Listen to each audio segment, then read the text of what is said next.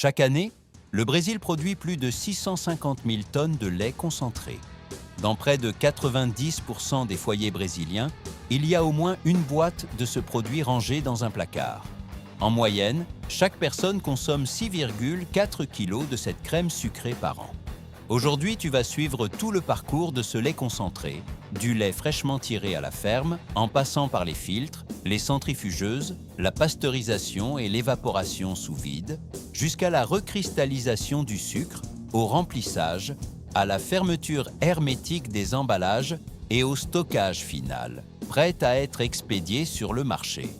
Avant de devenir la star des brigadeiros, le lait concentré est né pour résoudre un problème sérieux.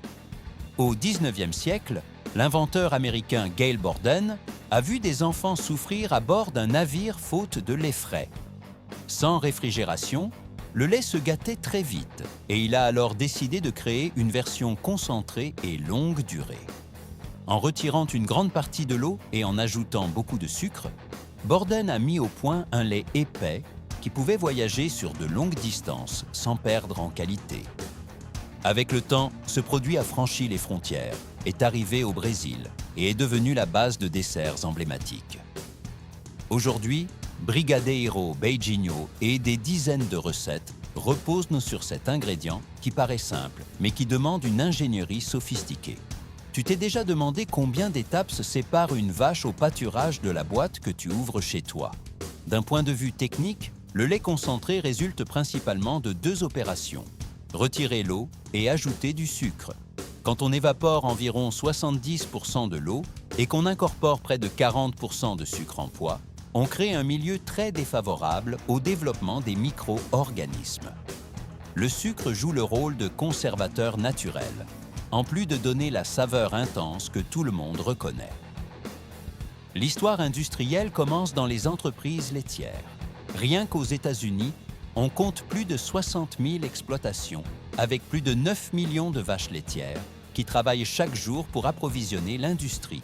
Ce qui autrefois se faisait entièrement à la main est devenu hautement mécanisé, avec des salles de traite modernes et même des carrousels rotatifs pour les animaux. Dans un système manuel, un opérateur parvient à traire environ 6 vaches par heure. Dans les systèmes mécanisés, des ensembles d'équipements automatiques peuvent dépasser les 70 vaches sur la même période. Le spectacle est hypnotique. Les vaches montent sur des plateformes tournantes. Des bras mécaniques descendent et fixent les gobelets trayeurs avec une précision millimétrique. Avant qu'une seule goutte de lait n'atteigne les réservoirs, tout commence par l'hygiène. Les pisses sont nettoyées avec des produits à base d'iode ou de chlore. Cela élimine la saleté et une bonne partie des bactéries, réduisant le risque de contamination dès l'origine. Juste après, les têtes de traite se fixent au treillon et assurent une succion contrôlée qui imite la tétée naturelle. Des capteurs surveillent en temps réel le flux de lait. Quand le débit commence à diminuer, la machine comprend que la vache a été complètement traitée et s'arrête automatiquement. On évite ainsi l'inconfort de l'animal et le gaspillage de produits. Depuis l'installation de traite, le lait circule dans des conduites en acier inoxydable directement vers les cuves de refroidissement. Là, la température chute rapidement pour atteindre environ 2 à 4 degrés Celsius. Ce choc de froid est essentiel pour freiner la multiplication bactérienne et préserver la fraîcheur jusqu'au transport. Toujours à la ferme, les techniciens peuvent effectuer des tests rapides pour vérifier l'acidité, l'odeur et l'aspect du lait. Si quelque chose paraît hors norme, le lot est écarté avant même d'entrer dans le camion-citerne réfrigéré. Et ce n'est que la première étape d'un processus bien plus sophistiqué qui est sur le point de commencer. Si la vidéo te plaît, laisse un commentaire en disant quelle étape tu as trouvé la plus curieuse et clique sur « Y part ». Profites-en pour liker la vidéo, t'abonner à la chaîne et activer la cloche des notifications. Pendant que tu fais tout ça, le camion-citerne est déjà en train de quitter la ferme en direction de l'usine. Ces camions sont de véritables réfrigérateurs sur roues. La cuve interne garde le lait entre 2 et 4 degrés Celsius pendant tout le trajet. Lors de la collecte, les techniciens vérifient la température, l'apparence et réalisent même des tests rapides pour détecter d'éventuels résidus d'antibiotiques.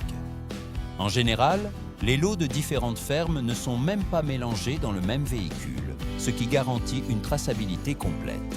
Une fois arrivé à l'usine, le processus devient encore plus rigoureux. Avant d'autoriser le déchargement, le laboratoire de l'installation effectue des analyses détaillées. Il s'assure que le lait n'a pas été dilué avec de l'eau, qu'il ne contient pas d'additifs interdits ni de substances chimiques indésirables. Des tests sont également menés pour repérer la présence de pesticides, d'antibiotiques et de niveaux dangereux de micro-organismes. Ce n'est qu'après approbation que le camion est raccordé au système de réception à l'aide de tuyaux flexibles stérilisés. Le lait cru est ensuite dirigé vers d'immenses réservoirs de stockage réfrigérés, les fameux silos en acier inoxydable. Dans les grandes industries, un seul silo peut contenir près de 2,8 millions de litres, volume suffisant pour produire des millions de boîtes de lait concentré.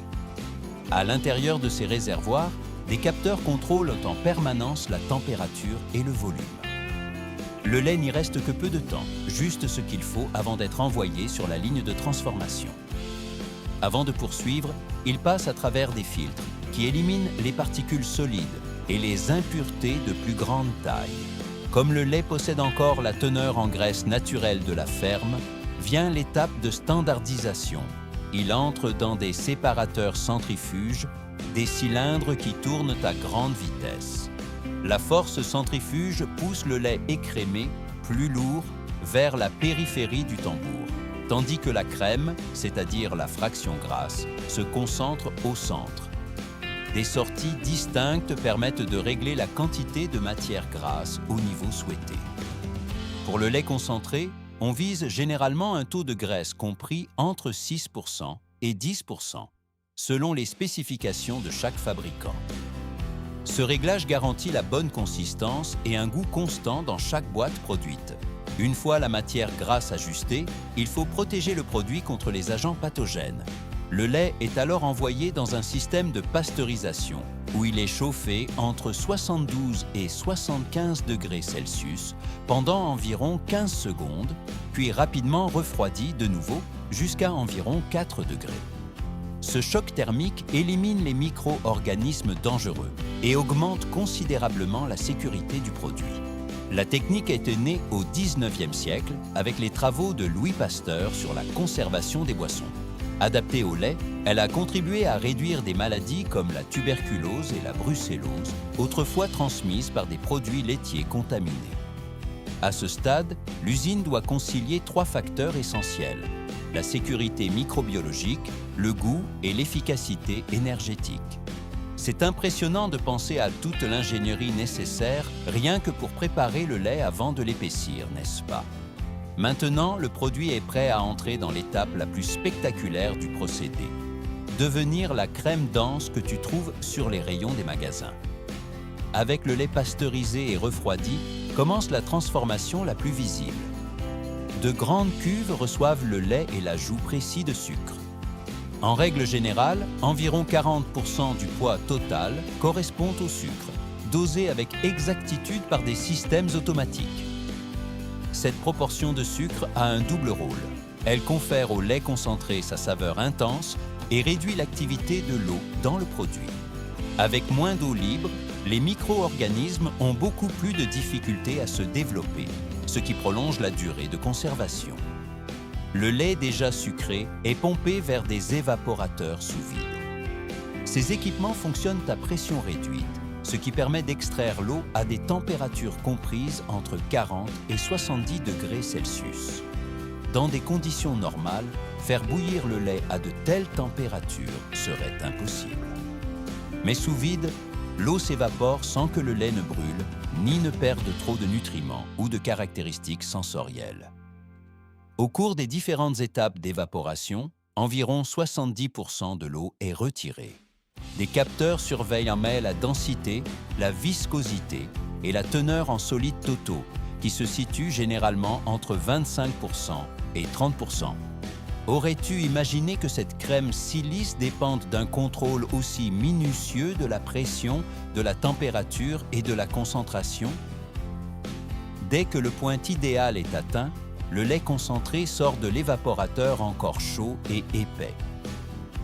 Il passe par un refroidissement rapide jusqu'à environ 30 degrés Celsius. Dans cette plage de température, l'usine provoque la recristallisation du sucre. Une agitation contrôlée et des conditions de température bien définies permettent la formation de microcristaux de sucre. Plus ces cristaux sont petits et uniformes, plus la texture sera lisse et crémeuse dans la boîte. Cette attention évite l'apparition de grumeaux et de ce sucre durci que personne ne veut retrouver dans un dessert. À la sortie du système de refroidissement, le lait concentré est envoyé vers des réservoirs stérilisés de stockage intermédiaires. Pour chaque lot, des échantillons sont prélevés et envoyés au laboratoire de l'usine. Là, les techniciens analysent la consistance, la viscosité, la couleur et la saveur, afin de garantir que le produit respecte le standard fixé. Dans la zone de remplissage, les emballages sont d'abord stérilisés par flamme, vapeur ou rayonnement ultraviolet. Ensuite, le lait concentré est pompé à travers des conduites stériles jusqu'aux remplisseuses automatiques. Chaque machine est réglée pour délivrer des volumes précis, comme 395 grammes, 400 grammes ou 1 kg. Les boîtes ou d'autres types de conditionnement sont remplies avec une grande précision, à des cadences pouvant atteindre des milliers d'unités par heure. Puis elles sont scellées hermétiquement, de manière à éviter tout contact avec l'air ambiant. Dans le cas des boîtes métalliques, le bord est roulé puis pressé, créant une fermeture parfaitement étanche. À l'étape finale, chaque unité reçoit l'indication de la date de production, de la date de péremption et du numéro de lot. Les cartons de lait concentré partent ensuite vers des entrepôts à température contrôlée, en attendant d'être distribués dans les supermarchés, les boulangeries et jusqu'aux consommateurs. Des milliards d'emballages de lait concentré quittent chaque année les lignes de production à travers le monde.